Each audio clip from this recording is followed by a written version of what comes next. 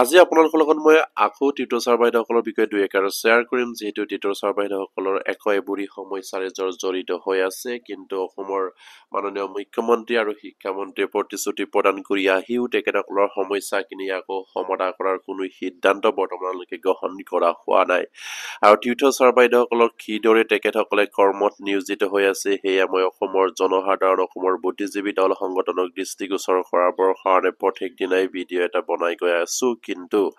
আমাৰ tutor sir বাইদেউসকলে যিমান শ্বেয়াৰ কৰিব লাগে ইমান শ্বেয়াৰ কৰা নাই নিশ্চয়কৈ আপোনালোকে শ্বেয়াৰ কৰিলেহে আপোনালোকৰ সমস্যাখিনি অসমৰ জনসাধাৰণে গম পাব তেতিয়া আপোনালোকৰ হয়তো এষাৰ মাত মাতিব তেখেতসকলে নহ'লে আপোনালোকৰ সমস্যাখিনি কেৱল আপোনালোকে জ্ঞাত হৈ আছে অন্যথা হয়তো সমাধান কৰাৰ ক্ষেত্ৰত অসমৰ মাননীয় মুখ্যমন্ত্ৰী আৰু শিক্ষামন্ত্ৰীয়ে যিমান গুৰুত্ব প্ৰদান কৰিব লাগে ইমান গুৰুত্ব প্ৰদান নকৰিব যদিহে অসমৰ জনসাধাৰণৰ মাজত আপোনালোকৰ সমস্যাখিনি যদি আপোনালোকে উপস্থাপন যদি নকৰে নিশ্চয়কৈ সেয়ে আপোনালোকে শ্বেয়াৰ কৰিব বুলি মই আশা কৰিলো আপোনালোকে জ্ঞাত যে অলৰেডি আকৌ অসম চৰকাৰ এটা গুৰুত্বপূৰ্ণ কেবিনেট হৈ গৈছে আপোনাৰ 23 অক্টোবৰ দিনাখন আৰু সেই কেবিনেটতো টিউটৰ ছাৰ বাইদেউসকলৰ সমস্যাৰ কোনো সমাধানৰ পথ অসম চৰকাৰ বিচাৰি নুলিয়ালে বিশেষকৈ শিক্ষামন্ত্ৰীগৰাকীয়ে বাৰম্বাৰকৈ কৈ আহিছে আপোনালোকৰ অক্টোবৰ মাহৰ কেবিনেটত সেই সমস্যাবিলাক সমাধান কৰা হ'ব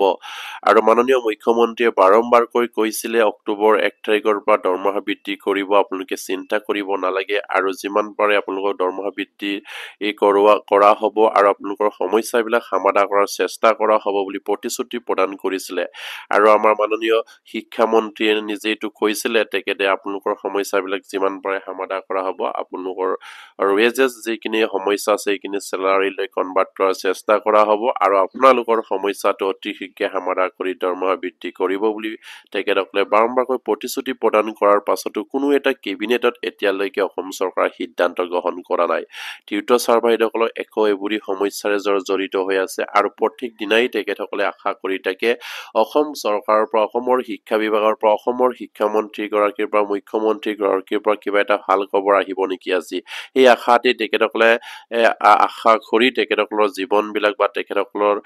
সময় দিন বছৰ মাহ পাৰ হৈ গৈ আছে কিন্তু আজিলৈকে কোনো এটা ভাল খবৰ ওলোৱা নাই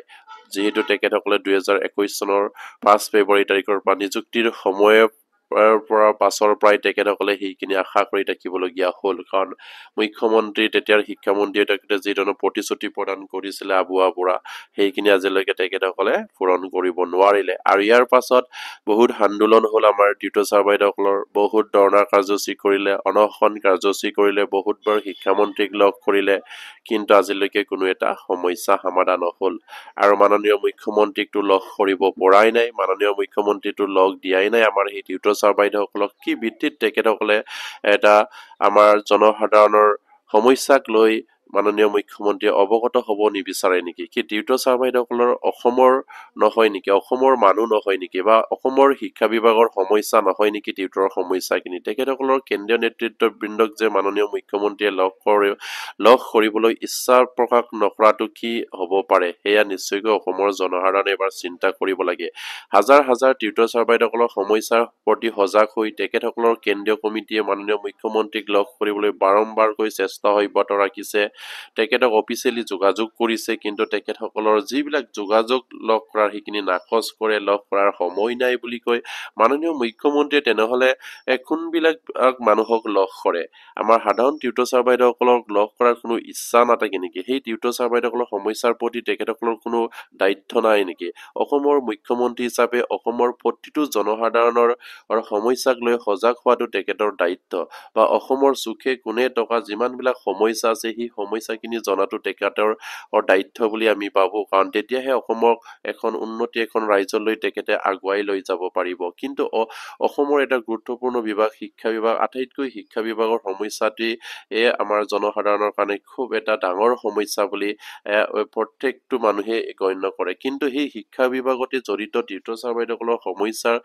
লৈ মাননীয় মুখ্যমন্ত্ৰীয়ে কেন্দ্ৰীয় কমিটিৰ লগত আজিলৈকে তেখেতক লগ কৰিবলৈ এটা সুবিধা প্ৰদান নকৰাটো কিমান কিমান ডাঙৰ এটা সমস্যাত পৰিণত হৈছে সেয়া হয়তো আমাৰ টিউটৰ ছাৰ বাইদেউসকলে অনুমান কৰিব পাৰে। অন্ততঃ সেই টিউটৰ ছাৰ বাইদেউসকলৰ সমস্যাটো তেখেতসকলে বুজ লওক, তেখেতসকলে সেইখিনি সমাধান কৰাৰ এটা চেষ্টা কৰক, বা তেখেতসকলৰ বিষয়ববীয়াৰ লগত আলোচনা কৰি আপোনালোকৰ সমস্যাখিনি সমাধান কৰিম, কিদৰে সমাধান কৰিলে হ'ব সেইখিনি তেখেতসকলৰ লগত আলোচনা কৰক। কিন্তু আপোনাৰ নিযুক্তি দিয়াৰ দিনাৰ পৰা আজিলৈকে তেখেতে আপোনাৰ এই টিউটৰ ছাৰ বাইদেউসকলক লগ কৰিবলৈ ইচ্ছা প্ৰকাশ নকৰিলে, সেই ভিত্তিত তেখেতসকলে লগ নকৰে। সেয়াত আমাৰ সেই টিউটৰ ছাৰ বাইদেউসকল কেন্দ্ৰীয় কমিটিয়ে জানিব বিচাৰিছে এতিয়া, কাৰণ তেখেতসকলে যেন আমাৰ সেই টিউটৰ ছাৰ বাইদেউসকলক লগ নকৰে, সেইখিনি আমাৰ মুখ্যমন্ত্ৰীগৰাকীয়ে লগ নকৰিলে তেখেতসকল ছচিয়েল মিডিয়াত প্ৰকাশ কৰিব লাগে সেই টিউটৰ ছাৰ বাইদেউসকলৰ কেন্দ্ৰীয় কমিটিক কিয় লগ নকৰে। ইয়াৰ কাৰণ তেখেতসকলে দৰ্শাব লাগে বুলি আমাৰ টিউটৰ ছাৰ বাইদেউসকলে এতিয়া দাবী কৰিছে। যিহেতু তেখেতসকলৰ সমস্যাক লৈ মাননীয় মুখ্যমন্ত্ৰী যদি এই সমাধান কৰাৰ ইচ্ছা যদি প্ৰকাশ নকৰে, কোনে এই সমস্যাখিনি সমাধান কৰিব? আমাৰ শিক্ষামন্ত্ৰীগৰাকীয়ে বাৰম্বাৰকৈ বিভাগীয়ভাৱে প্ৰতিশ্ৰুতি প্ৰদান কৰে, কিন্তু কোনো এটা কাম হৈ নুঠে, তেখেতে কোনো এটা সিদ্ধান্ত নিজাববীয়াকৈ ল'ব নোৱাৰে, কিন্তু প্ৰতিশ্ৰুতিৰ ওপৰত প্ৰতিশ্ৰুতি দি ৰাখে। কিমান মিছা মাত মাতিব আমাৰ শিক্ষামন্ত্ৰীগৰাকীয়ে এই টিউটৰ ছাৰ বাইদেউসকলৰ সমস্যাক লৈ? সেই টিউটৰ ছাৰ বাইদেউসকলে এতিয়া তেখেতক লগ কৰাটো আমনি পাইছেগৈ, কাৰণ তেখেতে ইমানবাৰ 5 বছৰত সময়খিনি তেখেতে যিমানখিনি প্ৰতিশ্ৰুতি প্ৰদান কৰিলে, যদি কামখিনি কৰা হলে আজি হয়তো এনেধৰণৰ টিউটৰৰ সমস্যা, হাজাৰ হাজাৰ টিউটৰৰ সমস্যা সমাধান কৰি দিব পাৰিলেহেঁতেন অসম চৰকাৰে, অসমৰ শিক্ষা বিভাগৰ মুখ্যমন্ত্ৰীগৰাকীয়ে প্ৰতিশ্ৰুতিৰ মতে যদি কাম কৰা হলে। কিন্তু সেই সমস্যা বাগি ৰাখিছে। কিন্তু আমি গণতান্ত্ৰিক ৰাইজত কেনেকৈ বসবাস কৰি আছো বুলি আমি কেনেকৈ ক'ম যে আমাৰ সমস্যাখিনি মুক্ত মনেৰে অসম চৰকাৰক অৱগত কৰিছো, আৰু অসম চৰকাৰে সেইখিনি সমাধানৰ এটা পথ বিচাৰি উলিয়াইছে। আজি 5 বছৰ হল, আজিলৈকে সেই সমস্যাখিনি এই সমাধানৰ কোনো এটা বিষয়ে বা কোনো এজন আপোনাৰ অসম চৰকাৰৰ কেবিনেট মন্ত্ৰীয়ে চিন্তা নকৰিলে। এইটো এটা ডাঙৰ প্ৰশ্ন আমাৰ সেই টিউটৰ ছাৰ বাইদেউসকলৰ কাৰণে। কি টিউটৰ ছাৰ বাইদেউসকলৰ অসমৰ মানুহ নহয় নেকি? তেখেতসকলে কি পাপ কৰিলে যে তেখেতসকলৰ সমস্যাৰ পৰা দূৰত ৰাখিবলৈ? কাৰণ অলৰেডি মাননীয় মুখ্যমন্ত্ৰীয়ে শিক্ষামন্ত্ৰী হৈ থাকোঁতেই কৈ আছে আপোনালোকৰ সমস্যাখিনি সমাধান কৰা হ'ব, যিমান পাৰে আপোনালোকৰ সমস্যাবিলাক সমাধান কৰাৰ চেষ্টা কৰা হ'ব। যদিহে ইমানখিনি তেখেতে কৈছিলে, তেনেহ'লে কিয় আজিলৈকে নকৰিলে? তেখেতসকলে কৰিব লাগিছিলে, যিসকল টিউটৰ ছাৰ বাইদেউসকলৰ কেন্দ্ৰীয় সমিতি আছে তেখেতসকলৰ লগত আলোচনা কৰি আপোনালোকৰ DLED কৰা কিমান আছে বা DLED আৰু TET কৰা কিমান আছে সেইখিনি জানি লৈ DLED নকৰাখিনি DLED কৰাৰ সুবিধা প্ৰদান কৰিব লাগিছিলে। আৰু যিসকলে DLED আছে কিন্তু TET-টো লাগিবই, তেনেহ'লে সেইসকলৰ কাৰণে TET পাতিবলৈ তেখেতসকলে ব্যৱস্থা কৰি দিব লাগিছিলে। আৰু যিসকল TET আৰু DLED আছে সেইসকলক তেখেতসকলে আপডেট কৰাৰ এটা চেষ্টা কৰিব লাগিছিলে, প্ৰচেছ কৰিব লাগিছিলে। এই সকলোৰ পৰা যেন তেখেতসকলে বিৰত থাকিব বিচাৰিছে। কাৰণটো কিয়? ইমান হাজাৰ হাজাৰ টিউটৰ ছাৰ বাইদেউসকলৰ সমস্যাখিনি কি সমস্যা নহয় নেকি? এইখিনি কি অসমৰ সমস্যা নহয় নেকি? অসমৰ শিক্ষা বিভাগৰ এটা জ্বলন্ত সমস্যা নহয় নেকি? এইটো এটা প্ৰশ্ন হৈ উঠিছে আমাৰ সেই সাধাৰণ টিউটৰ ছাৰ বাইদেউসকলৰ কাৰণে। তেখেতসকলে যিধৰণে কৰ্মত নিয়োজিত হৈ অসমৰ চৰকাৰৰ যিমানখিনি কাম আপোনাৰ BLO পৰা আদি কৰি ইলেকশ্যন ডিউটিৰ পৰা আদি কৰি যিমানখিনি কাম আছে অসম চৰকাৰত, যিমানখিনি দায়িত্ব প্ৰদান কৰে তেখেতসকলে নিয়ৰীয়াকৈ সেই দায়িত্ববিলাক পালন কৰি গৈ আছে। আৰু স্কুলত তেখেতসকলে এজন ৰেগুলাৰ শিক্ষকে যিধৰণে কৰ্মত নিয়োজিত হৈ পাঠদান কৰে, ঠিক তেনেকৈ সেই টিউটৰ ছাৰ বাইদেউক একে সময়ত আহি তেখেতসকলে ছুটিৰ সময়লৈকে সেইখিনি তেখেতসকলে কোনো এটা নিজৰ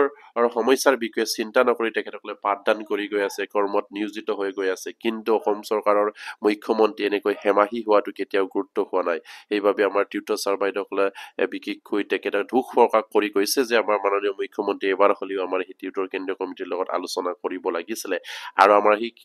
এই টিউটৰ ছাৰ বাইদেউসকলৰ যিখিনি সমস্যা আছে সেইখিনি সমস্যা সমাধান কৰিব লাগিছিলে। যিসকল টিউটৰৰ DLED নাই তেখেতসকলক হয়তো ডেপুটেশ্যনত এই টিউটৰসকলক DLED কৰাৰ সুবিধা প্ৰদান কৰিব পাৰিলেহেঁতেন LPMৰ ক্ষেত্ৰত। আৰু যিসকলৰ DLED আছে কিন্তু TET নাই, যদি TET লাগেই বুলি অসম চৰকাৰে যদি সিদ্ধান্ত লৈছে, তেনেহ'লে সেইসকলক TET দিয়াৰ এটা ব্যৱস্থা কৰি দিব লাগিছিল। আজি 5 বছৰে অসম চৰকাৰে কোনো এটা TET নাপাতিলে, অসম TET নাপাতিলে, বা সেই টিউটৰ ছাৰ বাইদেউসকলৰ কাৰণে কোনো এটা বিশেষ TET নাপাতিলে। আৰু যিসকলৰ আছে সেই সকলোকো আজিলৈকে তেখেতসকলে আপগ্ৰেড কৰিব পৰা নাই, কেৱল প্ৰচেছটোৰ ওপৰত প্ৰচেছ হৈয়ে আছে। এনেদৰে যদি চলি থাকে এখন শিক্ষা বিভাগত বা এটা গুৰুত্বপূৰ্ণ বিভাগত, আমাৰ শিক্ষা বিভাগৰ নিচিনা সেই শিক্ষা বিভাগত যদি এই ধৰণৰ সমস্যা ক্ৰাইটেৰিয়া যদি শিক্ষক সৃষ্টি কৰি ৰাখে, তেনেহ'লে তাত সুস্থ মগজেৰে এটা সম্পূৰ্ণ পাঠদান কেতিয়াও হ'ব নোৱাৰে। আৰু তাত পঢ়ি থকা ছাত্ৰ ছাত্ৰীসকলে তেখেতসকলে সুস্থ মগজেৰে যিখিনি জ্ঞান আয়ত্ব কৰিব লাগে সেইখিনি কেতিয়াও আয়ত্ব কৰিব নোৱাৰে। কাৰণ সেইসকল শিক্ষকৰ মাজত নিশ্চয়কৈ বৈষম্যমূলক সৃষ্টি কৰি ৰাখিছে। ৰেগুলাৰ শিক্ষকে যিধৰণে কৰ্মত নিয়োজিত হৈ তেখেতকে পাঠদান কৰিব, ঠিক তেনেকৈ কণ্টেক্সুৱেলে হয়তো নোৱাৰে। নোৱাৰিব পাৰে বা সেই টিউটৰ ছাৰ বাইদেউসকলে নোৱাৰিবও পাৰে, কাৰণ তেখেতসকলৰ পৰিয়ালৰ কথা আহি পৰে। তেখেতসকলৰ সেই সামান্য ফাৰিটুকিৰ পৰা তেখেতসকলে স্কুলত গোটেই দিনটো কটোৱাৰ পাছত মাহেকৰ মূৰত সামান্য এটা ফাৰিটুকি পায়, যিটো পৰিয়ালৰ কাৰণে নোজোৰে, আৰু সেই পৰিয়ালৰ কথা তেখেতে হয়তো চিন্তা কৰোঁতে সুস্থ মগজেৰে হয়তো সেই বিদ্যালয়ত পাঠদান কৰিবলৈ অসুবিধা হ'ব পাৰে। সেইবোৰ কথা চিন্তা কৰি অসমৰ মুখ্যমন্ত্ৰী আৰু শিক্ষামন্ত্ৰীয়ে নিশ্চয়কৈ সমাধা কৰা এটা পথ বিচাৰি উলিয়াব লাগে অতি কম সময়ৰ ভিতৰতে। কিন্তু তেখেতসকলে আজি 2021 চনৰ 5 ফেব্ৰুৱাৰীৰ পৰা 2025 চনৰ অক্টোবৰ মাহলৈকে কোনো এটা কাম সেই টিউটৰ ছাৰ বাইদেউসকলৰ সমস্যা সমাধানৰ ইচ্ছা প্ৰকাশ নকৰিলে। তেখেতসকলে যেন আৰু ভৱিষ্যতে কিবা এটা কৰিব, সেও তেখেতসকলে আশা কৰিব পৰা যোৱা নাই, কাৰণ তেখেতসকলৰ গতি বিধিৰ পৰা দেখিছে যে অসম চৰকাৰে টিউটৰৰ সমস্যাটো কেৱল ইলেকশ্যনৰ ইছ্যু হিচাপে ৰাখিছে নেকি। এই কাৰণ সিমানখিনি এটা গুৰুত্বপূৰ্ণ বিভাগৰ সমস্যাখিনি সমাধান কৰাৰ তেখেতসকলে কোনো ইচ্ছা কৰা নাই, কাৰণ তেখেতসকলক কি আপোনাৰ ইলেকশ্যনৰ ইছ্যু হিচাপে ৰাখি তেখেতসকলৰ সমস্যাখিনি সমাধান কৰিব বিচাৰিছে নেকি। সেয়া যদি অসম চৰকাৰে কৰিছে, নিশ্চয়কৈ সেয়া অন্যায় কৰিছে, কাৰণ সেইসকল টিউটৰ ছাৰ বাইদেউসকলক আপোনাৰ নেতৃত্বতেই হয়তো নিযুক্তি প্ৰদান কৰিছিলে আমাৰ মাননীয় মুখ্যমন্ত্ৰীৰ নেতৃত্বত তেতিয়াৰ শিক্ষামন্ত্ৰী হৈ থাকোঁতে। কিন্তু আপুনি গুৰুত্ব প্ৰদান কৰিব লাগিছিলে, মোৰ শিক্ষামন্ত্ৰী হৈ থাকোঁতে সেইসকল কৰ্মচাৰীক মই এইদৰে নিযুক্তি প্ৰদান কৰিলোঁ, তেখেতসকলক উদ্ধাৰ কৰাটো মোৰ দায়িত্ব, আৰু সেইবাবেই তেখেতসকলে এইখিনি চিন্তা কৰিব লাগিছিলে। আৰু গণতান্ত্ৰিক ৰাইজৰ মুৰব্বীজনৰ দায়িত্ব হৈছে অসমৰ প্ৰতিজন নাগৰিকে যাতে নেকি সেই সকলোবিলাক সা সুবিধা পাইছে নাই সেইখিনি চোৱা চিতাৰ দায়িত্বই হৈছে মুখ্যমন্ত্ৰীৰ, আৰু তেখেতে সকলো দল সংগঠনৰ মাজত বা সকলো আপোনাৰ যিবিলাক সংগঠন আছে, যিবিলাক আপোনাৰ কৰ্মচাৰীয়ে হওক, যিমানখিনি মানুহ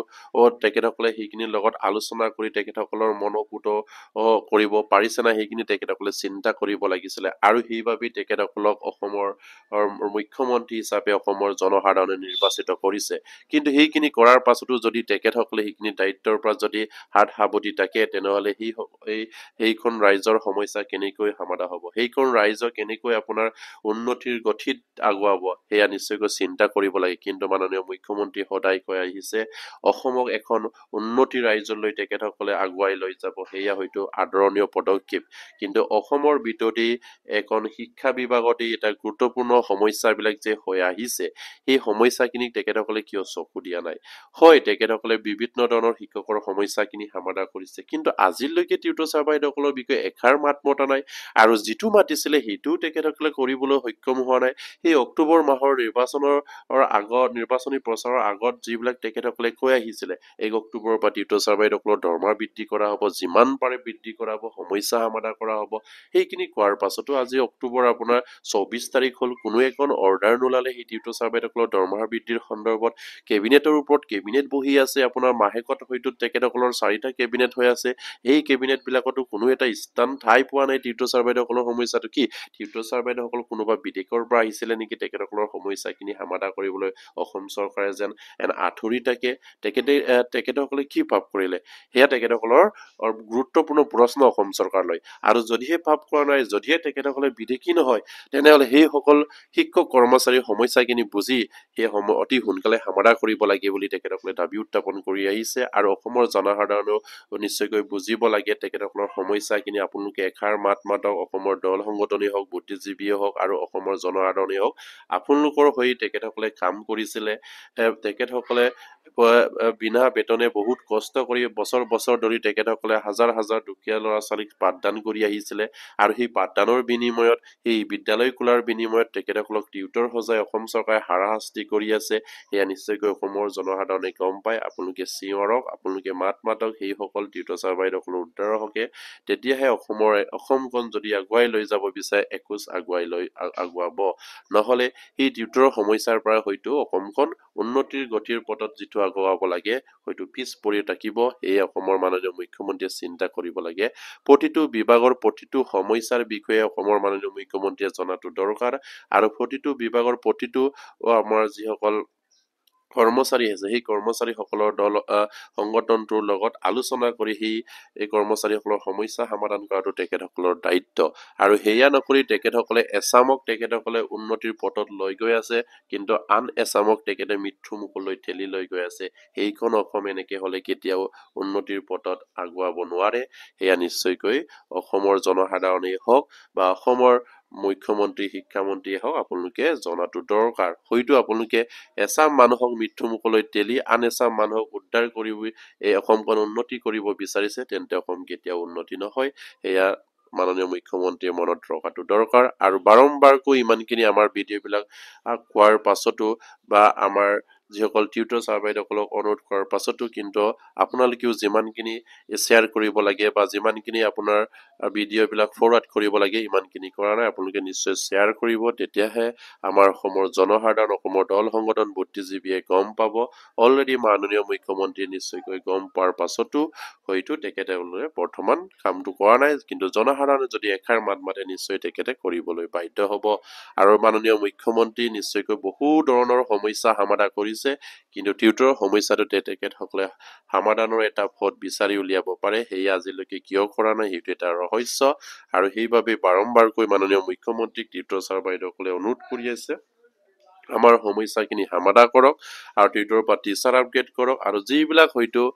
কোৱালিফিকেশ্যন লাগে সেইখিনি লোৱাৰ এটা সুবিধা প্ৰদান কৰক বুলি তেখেতসকলে দাবী উত্থাপন কৰিছে আৰু তেখেতসকলৰ দৰমহাখিনি নিশ্চয়কৈ সকলো চৰকাৰী সা সুবিধা পোৱাকৈ প্ৰদান কৰিব লাগে বুলি তেখেতসকলে দাবী উত্থাপন কৰি আহিছে আৰু সেয়ে প্ৰতিগৰাকী টিউটৰ ছাৰ বাইদেউসকলৰ অনুৰোধ আমাৰ ফালৰ পৰা অনুৰোধ কৰিছো মাননীয় মুখ্যমন্ত্ৰীয়ে সেইখিনি অতি সোনকালে কৰি এই টিউটৰৰ সমস্যাটো যেন সমাধান কৰা এটা পথ বিচাৰি উলিয়াই সেই আশা কৰিলো আৰু প্ৰতিগৰাকী টিউটৰবোৰ যাতে নেকি আমাৰ ভিডিঅ' বিলাক শ্বেয়াৰ কৰিব অসমৰ জনসাধাৰণে অসমৰ বুদ্ধিজীৱী দল সংগঠনে যাতে নেকি আমাৰ ভিডিঅ' বিলাক গম পায় বা চাই আপোনালোকৰ হয় এষাৰ মাত মাতিব পাৰে নমস্কাৰ জয় আই